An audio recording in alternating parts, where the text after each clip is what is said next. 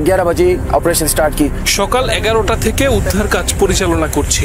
18টির বেশি মরদেহ মিলেছে। আরো বেশ কয়েকজন নিখোঁজের সন্ধানে আমরা চেষ্টা চালিয়ে যাচ্ছি। টানা বর্ষণ, ভূমিধস আর আকস্মিক প্লাবনে পাকিস্তান এখন এক বিপর্যয়ের নাম, যেখানে প্রতিদিনই বাড়ছে মৃতের সংখ্যা আর পরিবেশ ভারী হয়ে উঠছে হাজারো মানুষের কান্না। আকাশ থেকে নেমে আসা হঠাৎ মেঘভাঙ্গা বৃষ্টি মুহূর্তেই রূপ নিয়েছে মৃত্যু আর ধ্বংসের স্রোতে। চারদিকে এখন শুধুই লাশ, ভেসে যাওয়া বাড়িঘর আর নদীবন্দী অসহায় মানুষের আর্তনাদ। ইতিমধ্যেই সেখানে প্রাণ হারিয়েছে অন্তত 650 জন মানুষ, যাদের মধ্যে রয়েছে শিশু, নারী আর বৃদ্ধ।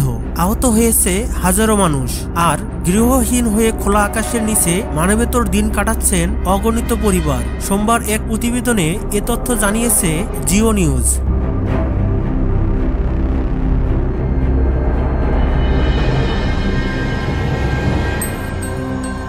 পাকিস্তানের জাতীয় দুর্যোগ ব্যবস্থাপনা কর্তৃপক্ষ জানিয়েছে, মৃতের মধ্যে রয়েছে 394 জন পুরুষ, 95 জন নারী, 171 জন শিশু। আহত হয়েছেন অন্তত 950 জন। সবচেয়ে বেশি ক্ষতিগ্রস্ত হয়েছে খাইবার পাখতুনখোয়া, সেখানে প্রাণ গেছে 392 জনের। কেবল প্রাণহানি নয়, সেখানে ভেসে গেছে হাজারো মানুষের শেষ আশ্রয়। বন্যায় ধ্বংস হয়েছে অন্তত 2471টি বাড়ি। সোয়াবি, ময়দান, গালিয়া, এটাবাদ আর পেশোয়ারে বাড়িঘর ডুবে আছে। রাস্তাঘাট অচল আর দোকানপাটও পানিতে তলিয়ে গেছে। এমনকি গালিয়াতে ভূমিধসেরও খবর পাওয়া গেছে।